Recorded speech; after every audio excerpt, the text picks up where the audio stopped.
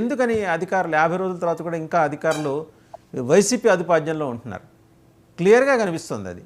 YCP ఇన్ఫ్లుయెన్స్లో ఉంటున్నారా, YCP ఆరాలోనే వాళ్ళు ఇంకా జీవిస్తున్నారా, వాళ్ళకి ఆ మొండితనం ఏంటి? ఎందుకని దీన్ని గవర్నమెంట్ అడ్రస్ చేయలేకపోతుంది? వాసు గారు, ముందుగా మీకు ప్యానెల్లో ఉన్న పెద్దలకి 99 వీక్షకులకి గుడ్ మార్నింగ్ అండి. అధికారులు కొంతమంది ఇంకా వైసీపీ మొత్తులోంచి వదలలేదండి, అది మాత్రం నిజము. అన్ని చోట్ల కొంతమంది ఎస్పీ స్థాయిలో కూడా, కొంతమంది డిఎస్పీలు, సిఐలు, వీళ్ళంతా ఎట్లా ఉన్నారంటే అసలు పోలీస్ వ్యవస్థను కూడా భ్రష్టు పట్టించారండి జగన్మోహన్ రెడ్డి గారు. వాళ్ళ డ్యూటీ వాళ్ళు చేసుకోవడం మానేది వ్యక్తిగత భజన చేయడానికి వాళ్ళు కూడా అలవాటు పడిపోయి ఉన్నారు. ఇప్పుడు దానిలో నుంచి మరి రావట్లేదో ఏమో. కూటమి ప్రభుత్వం మారినా కూడా ఇంకా వైసీపీ అధికారంలో ఉందని ఫీలింగ్ లో ఉన్నారో తెలియదు, కానీ ఇప్పటికీ స్టిల్ వైసీపీకి అంటకాగుతానే ఉన్నారు. అలాంటి అధికారులు మాత్రం ఏరేయడం ఖచ్చితంగా జరిగింది. వాళ్ళ మీద సివియర్ యాక్షన్స్ కూడా ఉంటాయి. ఇప్పుడు ఎమ్మెల్యే మీదే దాడంటే ఇప్పుడు శాంతి భద్రతల గురించి వాటి గురించి ఇప్పుడు ఆల్రెడీ వైసీపీ ప్లానే అది. ఆల్రెడీ ఇంటెలిజెన్స్ లీక్లు ఇచ్చింది. ప్రతి జిల్లాకి ఇన్ని కోట్లను పంపించి మీరు ఇష్టం వచ్చినట్టు చేయండి, ఇష్టం వచ్చినట్టు అల్లర్లు చేయండి, ఎవరు ప్రశాంతంగా ఉండకూడదు రాష్ట్రంలో అనే ధోరణిలోనే వైఎస్ఆర్సీపీ పార్టీ పనిచేస్తుంది. ఏదో జరిగిపోయినట్టు ఇక్కడ చేయాలి అని.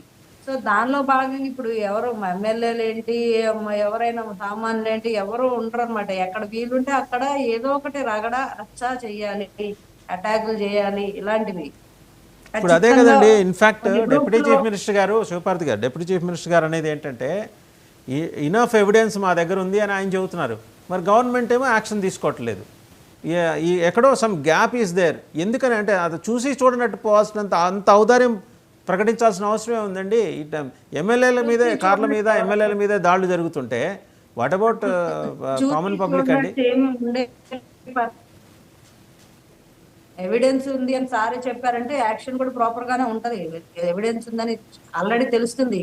ఆల్రెడీ పోలీసు కూడా ఎవరైతే ఇట్లాగా వైఎస్ఆర్సీపీ పార్టీకి మద్దతుగా ఉండి పోలీసు విధుల్ని సరిగా ఎవరు నిర్వర్తించట్లేదో, మరి ఆ పోలీసులు సహాయ సహకారాలతోనే మదనపల్లి ఇన్సిడెంట్ కలెక్టర్ సబ్ కార్యాలయాన్ని తగలబెట్టేశారు కదా.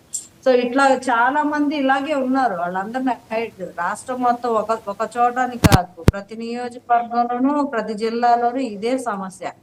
సో ఒకళ్ళు ఇద్దరైతే వెంటనే వాళ్ళు వీళ్ళు సరిగా పని చేయట్లేదని తీసేయచ్చు. వ్యవస్థే అలాగా అలవాటు పడిపోయి 5 సంవత్సరాలుగా ఉంది కాబట్టి ఇప్పుడు ఒకళ్ళు ఇద్దరైతే టక్కన తీసేయొచ్చండి, సస్పెండ్ చేయొచ్చు, లేకపోతే ఏదో ఒకటి చేయొచ్చు. అందరు అలాగే ఉన్నారు. అలాగే షర్మిల గారి ఎపిసోడ్లోకి వస్తాయండి. షర్మిల గారు ఒక కీలకమైన అబ్జర్వేషన్ చేశారు నిన్న వాళ్ళ అన్నగారి మీద.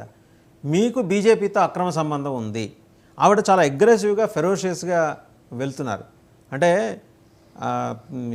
ఇదంతా ఏంటి? సరే, వైసీపీ వాళ్ళు ఏమంటారు, టీడీపీ ఇచ్చిన స్క్రిప్ట్ ఆవిడ చదువుతోంది అని. ఆవిడ అంత అగ్రెసివ్గా వెళ్తున్నారు కదా. అంటే కలెక్టివ్గా మీరందరూ కలిసి, అంటే కాంగ్రెస్తో కలిసి అవసరమైతే జగన్మోహన్ రెడ్డిని ఈ రాష్ట్రంలో రాజకీయం చేయకుండా ఆయన్ని పక్కకి పంపించేసే